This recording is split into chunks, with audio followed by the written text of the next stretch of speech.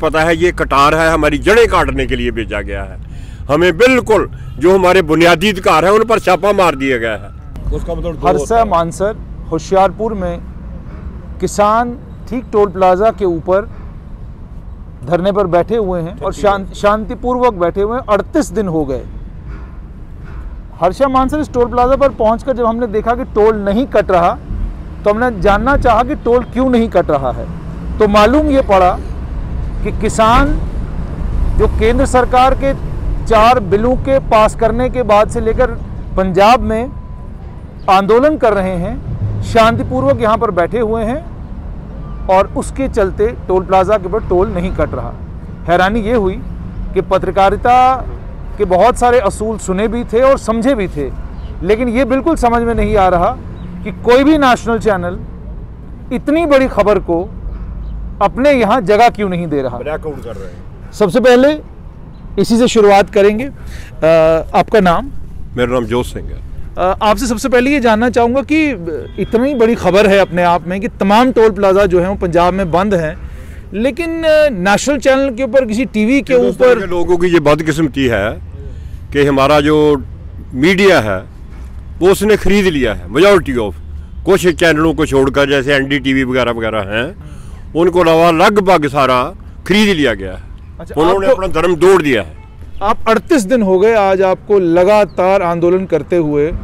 इस 38 दिन के आंदोलन में सरकार से कोई बात हुई है या जो आपकी राज्य सरकार है उन्होंने कुछ कहा आपको? पहले तो सरकार अड़ी हुई थी बहुत ज़्यादा।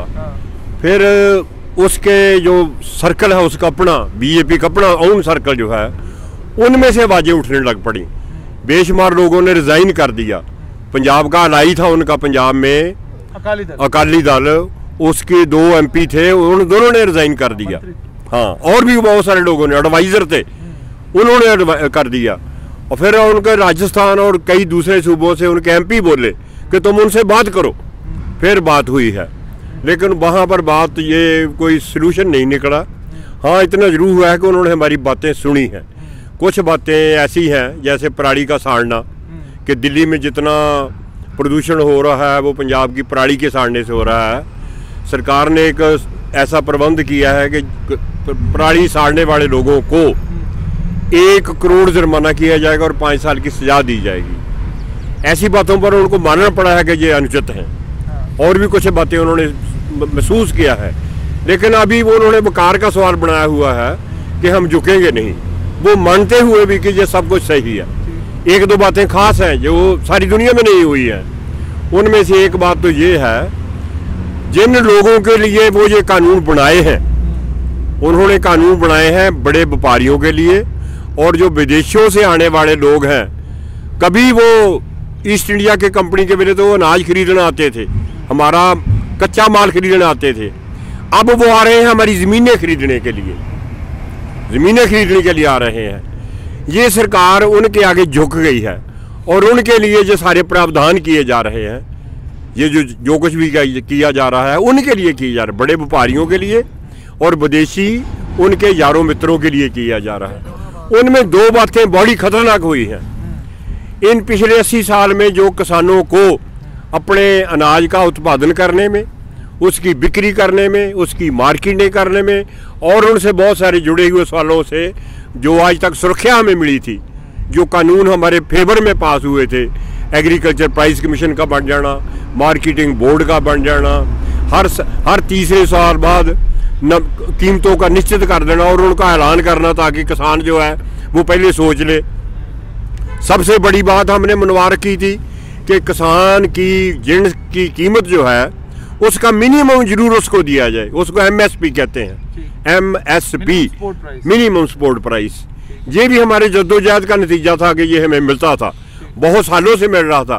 पंजाब में बड़ा अमन पूर्ण कम चल रहा था, उत्पादन हो रहा था, मंडियों में जाता था, बिक जाता था, स्टोरों में चल जाता था, लोगों में डिस्ट्रीब्यूट होता था PDF के जरिए भी और दूसरे भी तरीकों से।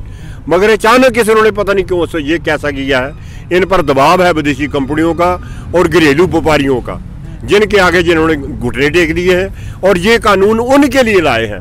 उनमें 2 खास कर, एक MSP का खात्मा कर देना और दूसरा है विदेशी कंपनियों या बड़े बड़े जो हाउस आ रहे हैं ज़मीनें खरीदने के लिए, उनके जिन्होंने जान का कंटेक्ट बेसिंग एग्रीकल्चर करना है, उनके साथ अगर हमारा कोई झगड़ा हो जाता है तो उस झगड़े का सल्यूशन करने के लिए, यानी कि इंसाफ लेने के लिए जो प्रावधान है हिंदुस्तान की कोर्टों के, नीचे से लेकर ऊपर तक वो सारे बंद कर दिए गए हैं। हमारे झगड़ों का केवल तो केवल जो एसडीएम है मुकामी किसी भी जिले का, वो उसकी सुनवाई करेगा और उसके आगे किसी की अपील नहीं होगी। ये उन काले कानूनों में व्यवधान है, ऐसा प्रोविजन है उनमें। ये दुनिया में कहीं मिसाल नहीं मिलती। 80% लोगों के लिए ये कोर्टों के दरवाजे बंद कर दिए गए हैं। और इतना बड़ा जुल्म हो रहा है और लोग कैसे ये महसूस करेंगे। और ये सरकार कहती थी कि ये कानून बड़े अच्छे हैं, हमने तो कलियों का थाल भेजा है पंजाब को, हरियाणा को और लोगों को, मगर हमें पता है ये कटार है, हमारी जड़ें काटने के लिए भेजा गया है। हमें बिल्कुल जो हमारे बुनियादी अधिकार है उन पर छापा मार दिया गया है। हमारा जो जमहूरी अधिकार है, हम समझ रहे हैं कि ये केवल किसानों पर वार नहीं है, ये तो जमहूरियत पर वार हो रहा है, लोगों को इस तरफ धकेला जा रहा है। इसलिए किसान जो है हर कीमत पर इन कानूनों के खिलाफ लड़ेगा। एक पुश्त नहीं, पुश्त दर पुश्त लड़ेंगे। अगर वो नहीं माने तो लड़कर खत्म करेंगे इसको, शहीद हो जाएंगे, मर जाएंगे इनके लिए, लेकिन ऐसा नहीं होने देंगे। जो आपकी सरकार है, पंजाब की सरकार, जो राज्य सरकार, उन्होंने भी कुछ बिल पास किए हैं। राज्य सरकार ने उसको रद्द करके अपने 3 और बिल पास किए हैं जो हमारे पक्ष में है। हाँ, उनमें कुछ कमजोरियां हैं, लेकिन हम उनका स्वागत करते हैं। और देश में दूसरी स्टेटों ने भी किया है, जैसे केरल है, केरल ने भी पंजाब के पैटर्न पर वहां पर 14 चीजों के अलावा सब्जियों की कीमत भी मिनिमम सपोर्ट प्राइस फिक्स कर दी है। ये हमारे लिए एक बहुत अच्छी बात है, हमारे लिए अच्छा शगुन है ये। और भी सूबे जो है वहाँ हैं दो जो ये सोच रहे हैं कि हम कर देंगे।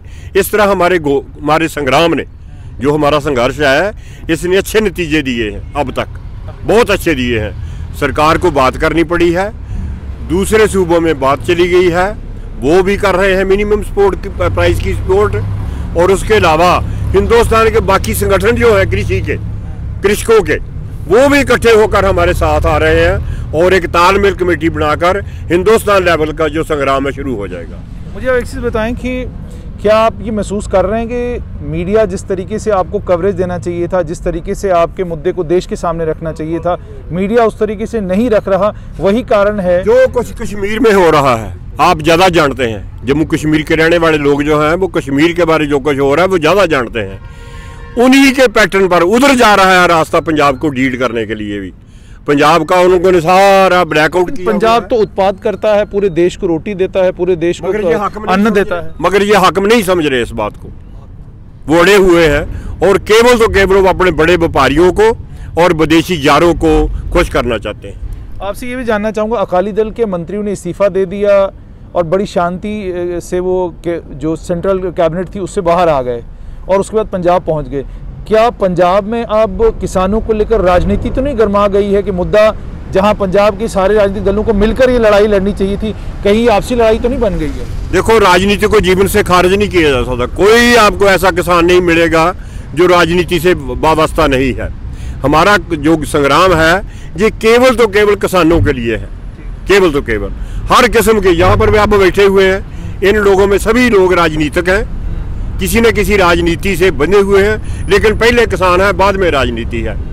वो लोग जो अपने छोड़कर आए हैं, बीजेपी को छोड़कर आए हैं, वो भी, उनका भी हम स्वागत करते हैं। चाहे वो एक कदम चलते हैं सारे साथ, किसी भी दृष्टिकोण से आते हैं, हम उनका कोई विरोध नहीं करते। वो आ रहे हैं, वो आते हैं, कई तरह के दृष्टिकोण हैं, वो वोटों के लिए भी आते हैं, राजनीति भी कर रहे हैं, मगर आकर जब हमारे में शामिल होते हैं तो हमारे इस संघर्ष को बल मिलता है। हम बड़े चौकस हैं इसके बारे में। हम किसी राजनीतिक पार्टी को बोलने नहीं देते जो राजनीतिक है, मगर जो किसानों का है, दल है, किसानों के नाम है, ट्रेड यूनियन है, वेल विशर है इस संग्राम के, उनको हम बोलने देते हैं, वो बोलते हैं आकर। अच्छा, ये भी जानना चाहूँगा, टोल प्लाजे बंद हैं, ये टोल प्लाजे क्या आपके आंदोलन के समर्थन में बंद है या इसलिए बंद कर दिए गए हैं? हमने बंद करवाए हैं, टोल प्लाजे बंद करवाए हैं और बड़े बड़े माल हैं जो उनके वो बंद करवाए हैं। पेट्रोल पंप भी बंद कराए हैं जो विदेशी कंपनियों के हैं, जो देसी कंपनियों का वो हम नहीं उनको कुछ कहा। ये 3 किस्म का संग्राम है, 3 केंद्र है, टोल प्लाजे केंद्र है, बड़े बड़े रिलायंस के जो माल हैं वो केंद्र हैं, और उनके जो पेट्रोल पंप है वो रुके हुए हैं सब। यानी इतना कुछ जो है पंजाब में हो रहा है, इतना बड़ा संग्राम है, और इस संग्राम की भनक भी कहीं नहीं लग रही जिस तरीके से टीवी के ऊपर बहुत कुछ देखने को मिलता है। हाँ, वो इसी कारण है कि सरकार इसका ब्लैकआउट कर रही है। वो चाहती है कि बाकी संसार का और बाकी हिंदुस्तान के लोगों का इनको समर्थन ना मिले, मगर आज की जो टेक्निक है उनकी इच्छाओं को तोड़कर वो टेक्निक जो है वो ले जा रही है। हम उस टेक्निक का धन्यवाद करते हैं। मानव की जो प्रगति है टेक्निक के क्षेत्र में, हम उसका धन्यवाद करते हैं जो हमारी बात को दूर तक पहुंचा रहा है, सारे विषय में बात गई है। ये बड़ा ऐतिहासिक संग्राम हो रहा है। इस संग्राम को वो किसी तरह भी दबा नहीं सकते, बेशक जितना मर्जी ब्लैकआउट कर लें। कुछ लोग हमारी मदद करते हैं, आप भी उनमें शामिल हैं। अगर हमारी बात फैलाएंगे तो हम आपके बहुत कृतज्ञ होंगे। अच्छा, आखिर में आपसे जानना चाहूँगा, हमारे आम आपके धन्यवादी है।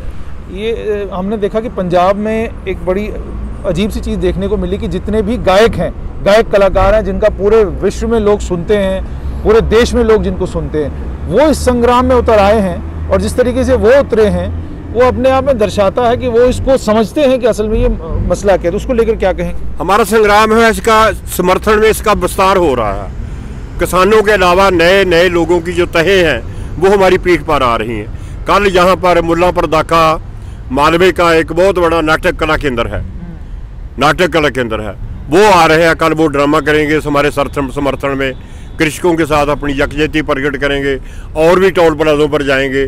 इस तरह ये जो हमारा आपकी फसल को कोई नुकसान नहीं हो रहा, उसकी देखरेख कौन कर रहा है? वो भी तो आप ही की जिम्मेदारी है। हाँ, देखो जो हमारे संग्राम का हम जीने के लिए क्या नहीं कर सकते। हमारे ये फसल हमने इन्हीं दिनों में तैयार की, इन्हीं दिनों में काटी, संग्राम में, हाँ इन्हीं दिनों में काटी है, और अगली फसल बो दी है। अच्छा, हाँ बो रहे हैं। ये सारा संग्राम हम कर रहे हैं, हमारे सारे काम चल रहे हैं, हम किसी तरह उत्साहहीन नहीं है। तो आपने सुन लिया कि पंजाब के किसान का क्या कहना है कि जहां एक तरफ आंदोलन चल रहा है वहीं दूसरी तरफ फसल बोई भी जा रही है, फसल काटी भी जा रही है, और बाकी सारे काम भी चल रहे हैं। मगर एक बात तो ज़रूर है कि जो काम हम पत्रकारों का था वो काम शायद हमने अब करना बंद कर दिया है। ये आवाज़ देश के कोने कोने तक पहुंचनी चाहिए थी, मगर ऐसा लगता है कि हमारी ज़ुबानों पर ताले लग गए हैं, और ताले भी लगे नहीं हैं बल्कि लगाए गए हैं।